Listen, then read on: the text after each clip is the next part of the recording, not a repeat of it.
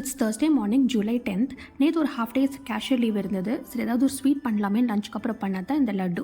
இது பண்ணுறதுக்கு 2 கப் கடலை மாவு எடுத்திருக்கேன். அது கூட ஒரு பிஞ்ச் ஆஃப் சால்ட் அண்ட் அது கூட கொஞ்சமாக பேக்கிங் சோடா இது சேர்ந்து கொஞ்சமாக தண்ணி சேர்த்து நல்லா ஒரு பேட்டர் கன்சிஸ்டன்சி கலந்து வச்சுக்கலாம். இப்போ ஒரு பாத்திரத்தில் எந்த கப்பில் கடலை மாவு எடுத்தோமோ அதுலேயே 2 கப் சுகர் சேர்த்துருக்கேன். கொஞ்சமாக தண்ணி சேர்த்து அதுவும் கொதிச்சு வரட்டும், சுகர் சிரப் ரெடி ஆகட்டும். மீன்வேல் எண்ணெய் காஞ்சாச்சு, நம்ம கலந்து வச்சிருக்க மாவில் பூந்தி போட்டு எடுத்துடலாம். நான் இதான் லட்டு ஃபர்ஸ்ட் டைம் ட்ரை பண்ணுறேன். எப்போவுமே அம்மா பண்ணி கொடுக்குறது தான். சரி இந்த டைம் ட்ரை பண்ணி பார்க்கலாமேன்னு பண்ணது தான். ஸோ பூந்தியெல்லாம் ரெடி ஆனதுக்கப்புறம் எல்லாமே போட்டு எடுத்துடலாம். மீன்வேல் சுகர் சிரப்பும் ரெடி ஆயிடுச்சு. கொஞ்சமாக எடிபிள் கலர் சேர்த்துருக்கேன், அப்போ கலர் பார்க்குறதுக்கு நல்லா இருக்குமேனு செஞ்சு வச்சுருக்க பூந்தியெல்லாம் இதில் போட்டு நல்லா கலந்து விட்டுக்கலாம். அண்ட் கூடவே கொஞ்சமாக நெய்யில் வதக்குன முந்திரி அதுவும் சேர்த்து நல்லா கலந்து விட்டுக்கலாம். இதெல்லாம் நல்லா ஊறட்டும்.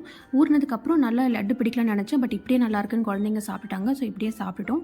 ஸ்வீட் பண்ண மெயின் காரணம் இன்றைக்கி எங்களோட engagement anniversary 12th year complete ஆயிருக்கு. அது செலிப்ரேட் பண்ணுறதுக்கு தான் இந்த ஸ்வீட்.